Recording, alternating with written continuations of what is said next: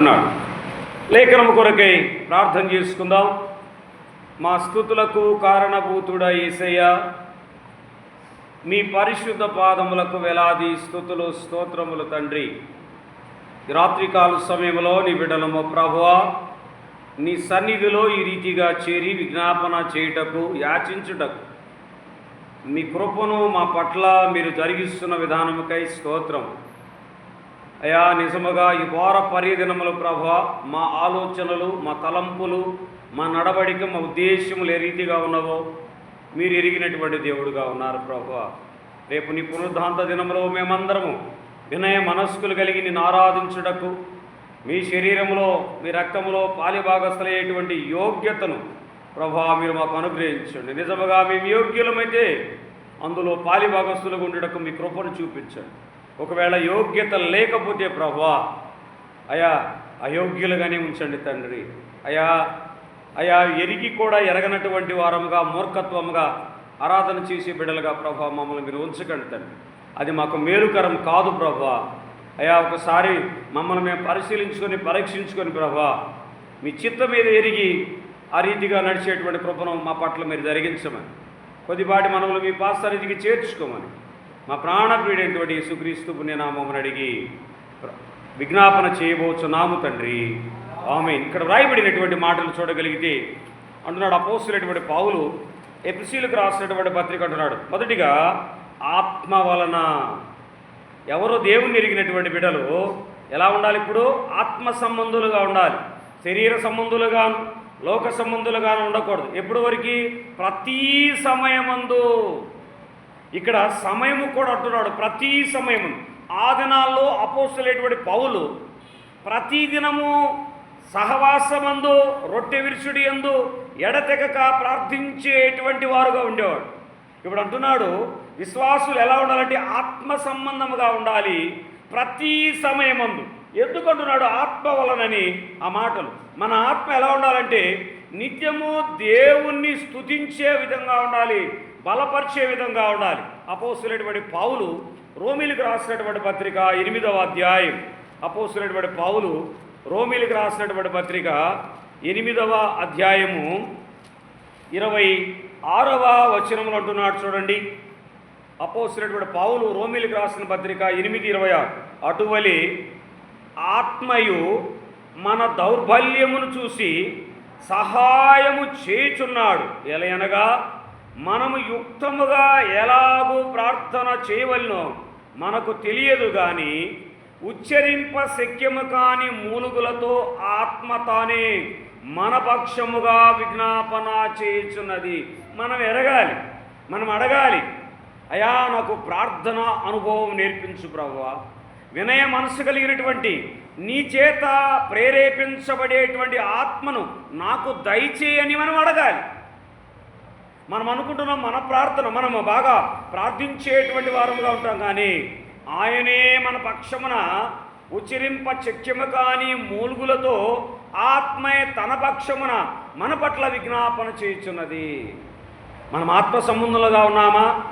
శరీర సంబంధంగా ఉన్నాం. ఆత్మ సంబంధమైతే ప్రతి సమయంలో దేవునికి కృతజ్ఞతాస్తుతులు మనము చెల్లింపబద్ధులముగా ఉంటాము.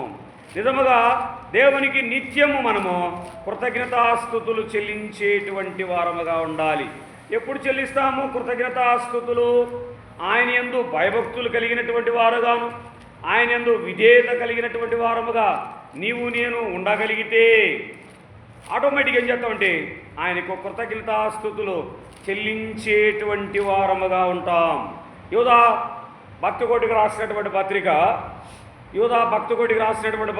మొదటి అధ్యాయం, ఒక అధ్యాయం ఉన్నది, 20-21 వచనాలు అంటున్నాడు. ఆ మాటను చూడండి. 20-21 వచనాలు అంటున్నాడు, ప్రియులారా, మీరు విశ్వసించి అతి పరిశుద్ధమైన దాని మీద మిమ్మును మీరు కట్టుకొనుచు. ఎవరిని విశ్వసిస్తున్నారు? మీరు జీవము కలిగినటువంటి దేవుణ్ణి మీరు విశ్వసిస్తున్నారు. ఆయన యందు మీరు నమ్మిక ఉంచుతున్నారు. కాబట్టి అతి పరిశుద్ధమైన దాని మీద మిమ్మును మీరు కట్టుకోండి. ఒక కట్టడను ఏర్పాటు చేసుకుంది. అది ఎలా? పరిశుద్ధాత్మలో ప్రార్థన చేయొచ్చు నిత్య జీవార్థమైన మన ప్రభువకు యేసుక్రీస్తు కనికరము కొరకు ఆయన మనల్ని కనికరించాలి. మన విజ్ఞాపనలు ఆయన వినాలి, మన ప్రార్థన మనవులు ఆయన వినాలి. మనము ఆయన వినున్నట్లు కనిపెట్టుకొనుచు దేవుని ప్రేమలో నిలుచున్నట్లు కాసుకొని ఉండండి. కాసుకోవాలి. ఎప్పుడు ఆయన కనికరిస్తాడో, ఎప్పుడు ఆయన మనల్ని ఆశీర్వదిస్తాడో, ఆయన కృప మన పట్ల ఎప్పుడు జరిగిస్తాడో మనము ఎదురు చూచేటువంటి వారముగా ఉండాలి. మరలా నిలకడగా ఉండాలి, మెలకువతో కనిపెట్టుకోవాలి.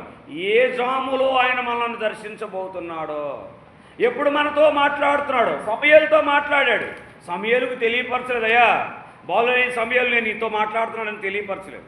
పోనీ యాజకుడైనటువంటి ఏలియాకు కూడా తెలియపరచలేదు, ఇదిగో సమూయేలుతో నేను మాట్లాడబోతున్నాను. సమయానుకూలంగా దేవుడు సమూయేలుతో మాట్లాడాడు. ఎవరి గురించి? ఏలియా అతని కుమారుల గురించే మాట్లాడాడు. దుర్మార్గులుగా ఉన్నారయ్యా కుమారులు, భ్రష్టులుగా ఉన్నారని మాట్లాడాడు.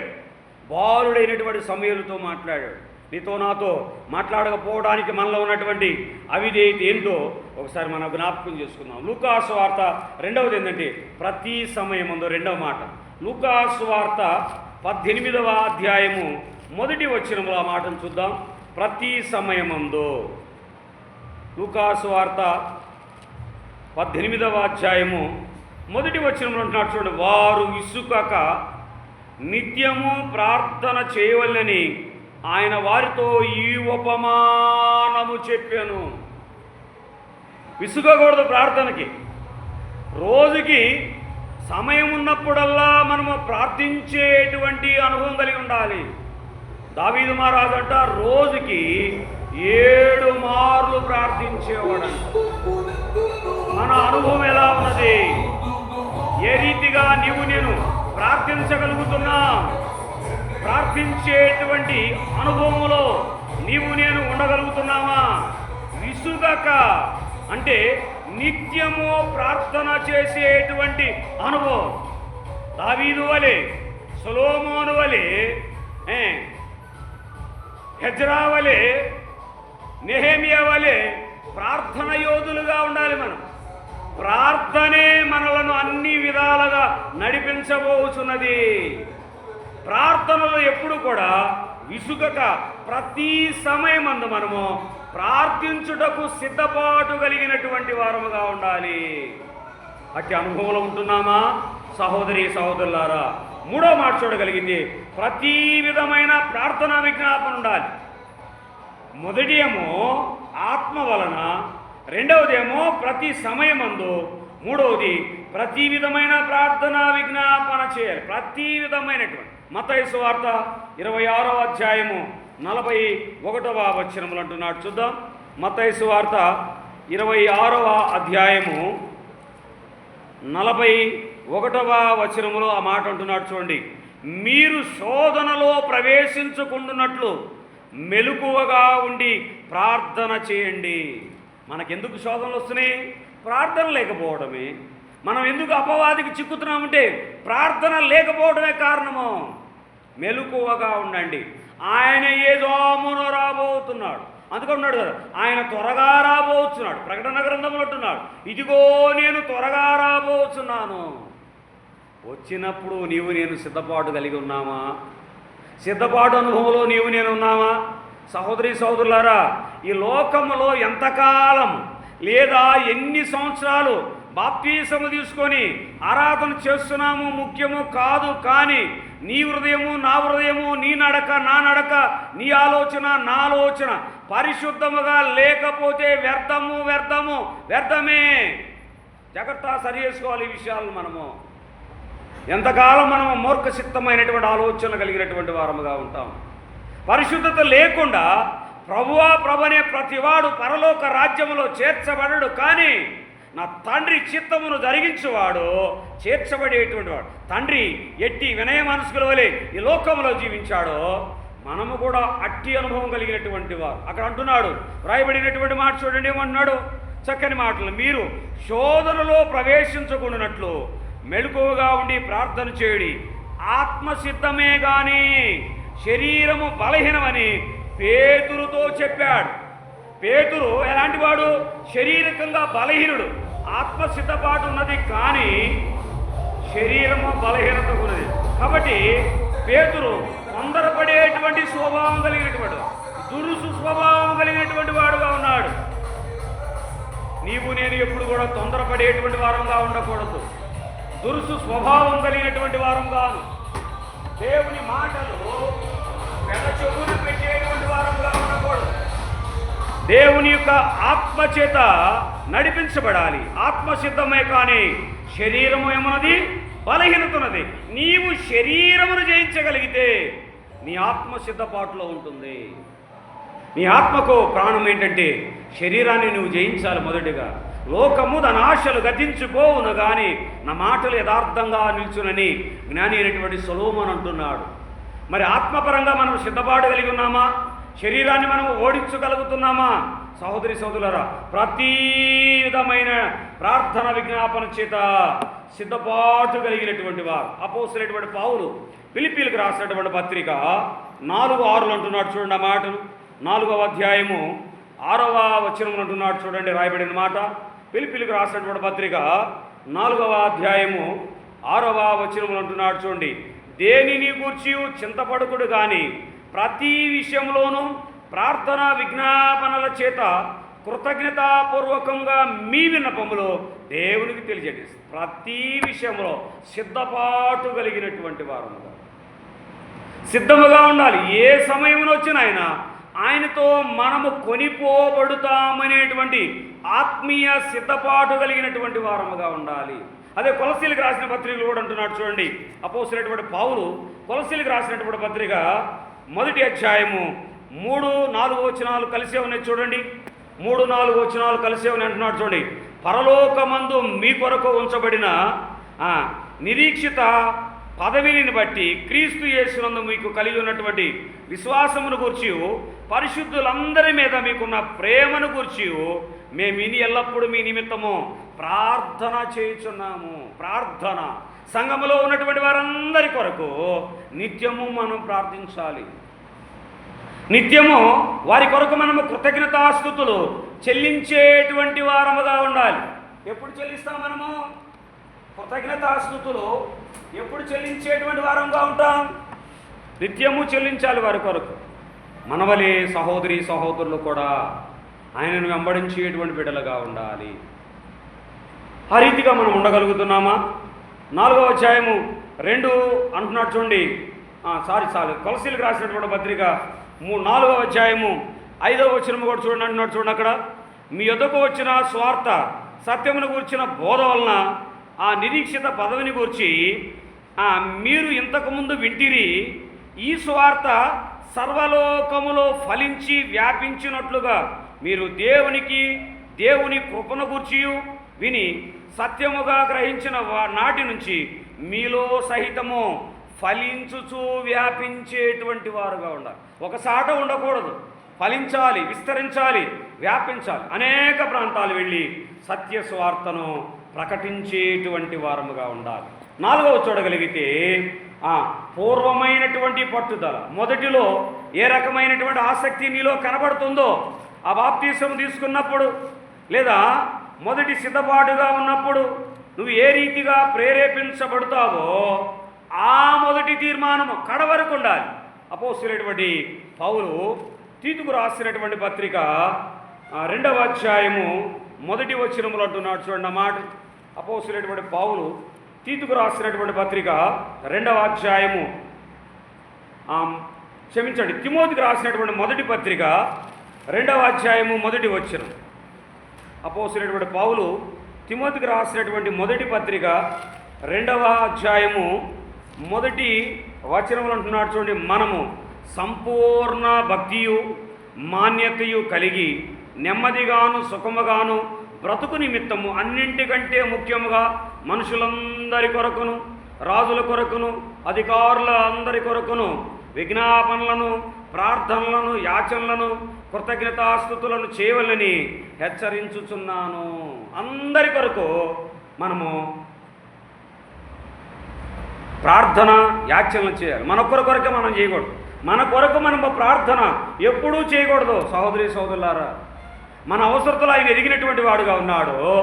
ప్రార్థన చేయలేనటువంటి వారు, ప్రార్థన తెలియనటువంటి వారి కొరకు మనం విజ్ఞాపం, అయ్యా వారికి మారు మనసు అనుగ్రహించు, నీ చిత్తమైతే నీ సన్నిధికి తోడుకొని రా ప్రభు, ఆ బిడ్డలతో మీరు మాట్లాడండి, వారి అవిధేయతను మీరు తీసివేయండి అని వారి కొరకు మనము ప్రార్థించేటువంటి అనుభవాలు కలిగి ఉండాలి.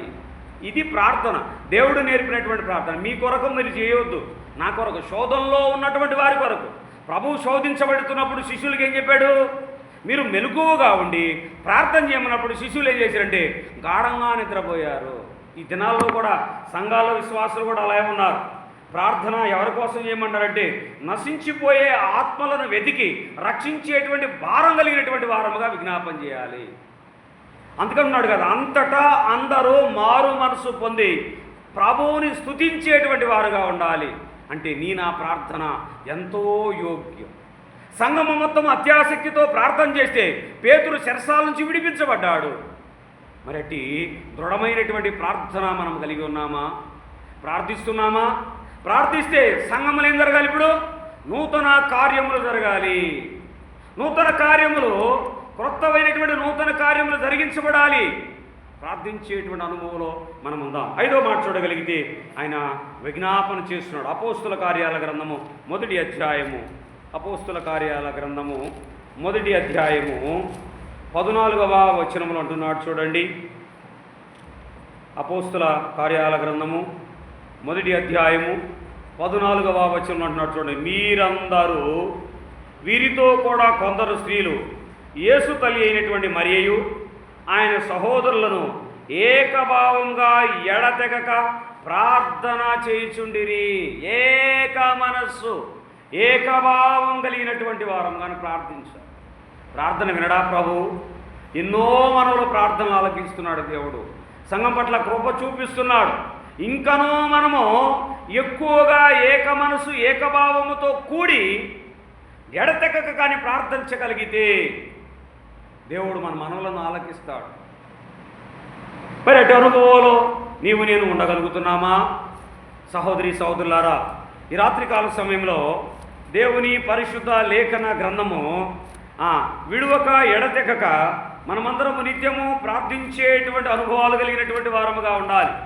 కీర్తనల గ్రంథము 66వ కీర్తన 19వ చరణంలో అంటున్నాడు. 5వ మాట 6వ మాటలో 66వ కీర్తన 19వ చరణంలో అంటున్నాడు చూడండి ఆ మాటను. నిశ్చయముగా దేవుడు నా మనవి అంగీకరించి ఉన్నాడు, ఆయన నా విజ్ఞాపన ఆలకించి ఉన్నాడు. ఎప్పుడు చెప్పగలం మనము? మనలో జరిగేటువంటి కార్యాలు, మనకు దేవుడు బయలుపరుస్తున్నటువంటి ఆ కార్యాలు, చూస్తున్నటువంటి కార్యాల వలన దేవుడు నా విజ్ఞాపన మనవి ఆలకించి ఉన్నాడు. నేను ఈ సంఘంలోకి వచ్చిన తరువాత 2 ప్రాముఖ్యమైనటువంటి కార్యాలు చూశాను. సంఘం అంతా నెల దినాలు ప్రార్థిస్తే మరి సహోదరుడు బాబు ప్రసాద్ గారు అన్న కుమారుడికి ఆ రిసెప్షన్ రోజు వర్షం రాలేదు. అదైతే పడకూడదు అనుకుంటాం. నెల దినం సంఘం అంతా, ఏ ఒక్కరో కాదు, సంఘము ఏక మనసుగా ప్రార్థించాడు. మరి వాతావరణం అననుకూల పరిస్థితులు ఆ దినాల్లో వాయుగుణం పడింది, కానీ ప్రభు ఆ దినమంతా నిమ్మలించాడు. కార్యక్రమం అయిన తర్వాత వర్షం వచ్చింది. అది దేవుని చిత్తమైనది. అంటే మనకి ఎటువంటి ఆటంకం జరగలేదు. నెల దినాలు ప్రార్థించారు. సేవా సమర్పణప్పుడు కూడా ఎలా ఉంది? 3 దినాలు వాయుగుండమే, కానీ ప్రభు ఆ దినమంతా కూడా వర్షం లేకుండా చేశాడు. 2 కార్యాలు చూసాం మనము. నూతనంగా మరొక కార్యము వచ్చే నెలలో చూడబోతున్నాం. బాప్తీసాలు కూడా సిద్ధపడుతున్నటువంటి బిడ్డల కొరకు మనం ఆత్మీయంగా ప్రార్థించేటువంటి వారముగా ఉండాలి. దేవుని కృపలో వర్ధిల్లటం అంటే ఆయన ఆజ్ఞలు కట్టడాలను మనం గైకొనాలి. ఏమో ఈ రాత్రికాల సమయంలో మన ప్రాణం అడిగితే మనం ఏమి లెక్క ఒప్పజెప్పేటువంటి వారముగా ఉన్నాం. వ్యర్థమైనటువంటి జీవితం. మన ప్రార్థన కూడా వ్యర్థమే కదా. ఆయన రక్తంలో కడగబడాలని శరీరంలో మనం ఎప్పుడైతే పాలిభాగస్థులం అవుతామో ఆయన బిడ్డగా మనం తీర్చబడతాము. పరలోక రాజ్యంలో మనకు ఒక హక్కుదారులుగా మనం ఉండేటువంటి అవకాశం ఉంటుంది.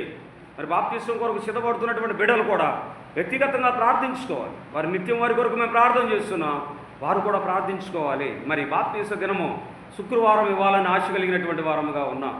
ఎందుకు శుక్రవారం ఇవ్వాలంటే మొదటి విజ్ఞాపన చేయొచ్చు, శనివారము మొదటి ఆరాధనలో పాల్గొనడానికి అవకాశం ఉన్నది. అంటే పెద్దలు మనకి ఏ రీతిగా తెలియపరిచారో అదే రీతిగా సంఘ కార్యక్రమాలు జరిగించబడేటువంటి వారంగా ఉండాల్సిందే. శుక్రవారము ప్రశాంతతగా పోయి బాప్తీసు కార్యక్రమాలు జరిగితే శనివారం మొదటి విజ్ఞాపనలో పాల్గొంటారు. అసలు విజ్ఞాపన అంటే ఏంటి, ప్రభువుని ఏ విధంగా ఆరాధించాలి, ప్రభు పాత్రలో ఏ విధంగా పాలిభాగస్థావలో విజ్ఞాపనలో విని ఆదివారం మొదటి ఆరాధనలో సహోదరులు చెప్పేటువంటి తలంపుల తర్వాత ప్రభు శరీరంలో వారు పాల్గొంటారు. కాబట్టి ఈ క్రమం ఏంటంటే మన పితరులైనటువంటి పెద్దలు మనకి ఏ రీతిగా చేశారో అదే క్రమంలో మనం వెళ్ళేటువంటి వారం కాదు. మన చిత్తానుసారంగా మన ఇష్టానుసారంగా జరిగించకూడదు, కానీ పెద్దలు నేర్పినటువంటి క్రమంలో కూడా మనం పాలిభాగస్థులం అవ్వాలి. మరి బాప్తిసం కొరకు సిద్ధపడుతున్నటువంటి బిడ్డలు వ్యక్తిగతంగా ప్రార్థన చేసుకోండి. ప్రభా, నీ చిత్తం ఏదో బయలుపరచండి. నేను ఒకవేళ బాప్తిసం తీసుకోవడం అది నిశ్చితమైతే ప్రభా, నీళ్ళ నేను నమ్మకంగా జీవిస్తానని వారు కూడా సిద్ధపడాలి. మనము ప్రేరేపించబడటం కాదు, కానీ వారిలో కూడా సిద్ధపడాలి. ప్రభు ఒకవేళ ఏమైనా మేలులు దాచి ఉంచుతున్నాడేమో, ఒకవేళ నువ్వు బాప్తిసాన్ని వాయిదా వేస్తున్నావు కాబట్టి ఆ మేలులు నీకు దూరం అవుతున్నాయేమో. నేను నా మేలులు చూశాను. నేను బాప్తిసం తీసుకోకుండా అన్నీ నేను దూరస్థంగానే ఉన్నాను. తీసుకున్న తర్వాత అంచెలంచెలుగా దేవుడు ఒక స్థితి నుంచి ఒక స్థితికి తీసుకుని వెళుతున్నాడు. అది ఆయన చిత్తమైనది. మొదటి నీవు నన్ను ఏమన్నాడు, నమ్ము, నా యందు నమ్మిక ఉంచు, కార్యములు జరిగించేటువంటి వాడు నేను. నా ఆ దినచర్య కార్యములను నేను చూస్తున్నాను. సహోదరి సహోదరులారా, ఒకవేళ ప్రభు చిత్తం ఏమైనదో సహోదరులు మీరు ఒకసారి వ్యక్తిగతమైనటువంటి ప్రార్థనలో ఉండండి. అటు అనుభవంలోనికి మీరు వెళ్ళండి. నేను వెళ్తున్నాను. ఇక్కడ కీర్తన గ్రంథంలో అంటున్నాడు 66వ కీర్తనలో ఆ 19వ చరణంలో అంటున్నాడు, నిశ్చయముగా దేవుడు నా మనవి అంగీకరించి ఉన్నాడు, ఆయన నా విజ్ఞాపన ఆలకిస్తున్నాడు. మనం యాచించేటువంటి యాచనలు ఎలా ఉండాలంటే రహస్యమందు చూస్తున్నటువంటి నీ తండ్రికే వినబడాలి. విజ్ఞాపన వేరు, ప్రార్థన వేరు, యాచన వేరు. యాచించే మాట నీవు మాట్లాడితే దేవునికి వినపడాలి, కానీ నీ చుట్టూ ఉన్నటువంటి వారికి ఎవరికి వినపడకూడదు. అది యాచించడము. రహస్యమందు ఉన్నటువంటి చూస్తున్నటువంటి తండ్రికి మాత్రం వినపడాలి. నీ హృదయము ద్వారా నీ పూర్ణ హృదయంతో ఆయన వేడుకోవాలయ్యా, నేను దుర్మార్గమైనటువంటి స్థితిలో ఉన్నాను ప్రభు, నన్ను క్షమించు. ఇదిగో నీ రక్తంలో నన్ను కడుగయ్యా, కడిగి నీ సొత్తైనటువంటి బిడ్డగా నన్ను చేయి. నీ రాజ్యంలో నాకు వారసత్వము కలిగించు ప్రభు అని యాచించాలి, నమ్మకంగా యాచించాలి. అటు అనుభవంలోకి వెళ్దాం. చివరి మాట చూద్దాం. ఆదికాండ గ్రంథము 32వ అధ్యాయము. ఆదికాండ గ్రంథము 32వ అధ్యాయము 28వ వచనములో వ్రాయబడినటువంటి ఆ మాటను జ్ఞాపకం చేసుకుందాం. అప్పుడు ఆయన, నీవు దేవునితో మనుషునితో పోరాడి గెలిచితివి కనుక ఇక మీదట నీ పేరు ఇశ్రాయేలులే కానీ యాకోబు అనబడదు. నీ పేరు కూడా మార్చబడాలి. నాకు బాప్తీసం ఇచ్చినప్పుడు దైవజనులు నా పేరు అకుల్లాగాను, మా భార్య పేరు ప్రిస్కిల్లాగాను మార్చాడు. మా నామధేయాలు మార్చబడ్డవి, మా జీవితాలు మార్చబడ్డవి, మా పరిస్థితులు కూడా మార్చబడ్డవి. నీవు మోసగాడిగా ఉండవద్దు. యాకోబు మోసగాడిగా ఉండబయ్యా, నీ పేరు ఇశ్రాయేలుగా మార్చబడినది. ఆ పూర్వపు స్వభావంలో ఉండవాకి. ఇంకా నువ్వు రక్షించబడ్డావా, బాప్తీసం తీసుకున్నావా, పూర్వపు స్థితిని వదిలేసేయక నువ్వెవరి కొరకు బ్రతకాలంటే క్రీస్తు కొరకే నువ్వు బ్రతకాలి. ఇక్కడ యాకోబును కూడా దేవుడు అట్లా ఇస్తాడు. నీ పేరు మార్చబడినది, నీ పేరు యాకోబు అనబడదు, ఇశ్రాయేలుగా మార్చబడితివి. మార్పు చెందినటువంటి యాకోబు, మోసగాడైనటువంటి యాకోబు మార్పు చెందాడు. దేవునితో పెనుగులాడి ఏం చేశాడు, కృపను పొందుకున్నటువంటి వాడుగా ఉన్నాడు. మనము కూడా ఈ లోక సంబంధమైనటువంటి వాటిని వదిలి దేవుని చిత్తానుసారమైనటువంటి జీవితంలో జీవించగలిగితే నీకు నీ కుటుంబానికి మేలుకరమైనటువంటి దీవెనలు ఆయన కృమ్మరించబోతున్నాడు. ఎలా ఉన్నది నీ విజ్ఞాపన? ఈ రాత్రికాల సమయంలో జ్ఞాపకం చేసుకుందాం సహోదరి సహోదరులారా. ఎలా చేస్తున్నాం మన విజ్ఞాపన? దేవుని చిత్తానుసారముగా విజ్ఞాపన యాచన చేస్తున్నామా? నామకార్థంగానే విజ్ఞాపన యాచనలు చేస్తున్నటువంటి వారంగా ఉన్నాం. ఈ రాత్రికాల సమయంలో ఒకసారి జ్ఞాపకం చేసుకుందాం, మన హృదయాలను ఒకసారి పరిశీలించుకుందాం. ఎవరి అవిధేయత వారి మేము పరిశీలించుకుందాం. పరీక్షించుకొని వృద్ధాంత దినంలో మనమందరము కూడా ఆయన బల చుట్టూ ఒలియం మొక్కల వలె ప్రకాశించేటువంటి ధన్యత, యోగ్యత కలిగినటువంటి వారంగాను, సరిచేయబడినటువంటి హృదయాలు కలిగినటువంటి వారంగాను పాత్రలో పాలిభాగస్సులు అవుదాం. అది మనకు దీవెనగా ఉండాలని ప్రభు ఈ కొద్ది మాటలు తన వినికిడిలో ఉంచునుగాక. మరి ప్రార్థన అవసరం.